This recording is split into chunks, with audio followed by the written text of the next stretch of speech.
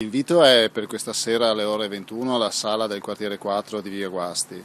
Faremo una tavola rotonda con persone dell'università e del mondo della sanità. L'idea che ci siamo fatti in questi mesi sulla questione del nuovo ospedale è che non se ne sia parlato abbastanza e non si sia capito quale funzione debba avere questo ospedale. Ci sarà un'introduzione del professor Montante che ci farà capire la storia e a come si è arrivati a questa proposta di ospedale. E ci sarà una tavola rotonda con il professor Fellin, già prorettore dell'università con delega dell'edilizia, Beatrice Dalla Barba, responsabile di neonatologia, la professoressa Aslan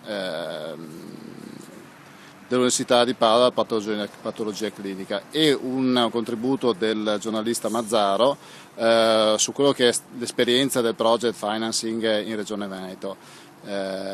L'impressione è che il progetto di questo ospedale nella zona di Padova Ovest non risponda all'esigenza di una sanità di eccellenza a Padova.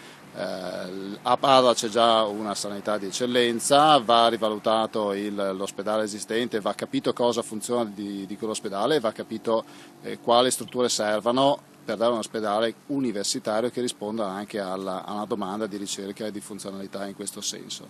Ecco, vorremmo dare più elementi di discussione, di valutazione anche alla cittadinanza su questi aspetti per capire effettivamente dove stanno gli interessi rispetto a un'opera pubblica che verrà a costare verosimilmente 1 miliardo di euro.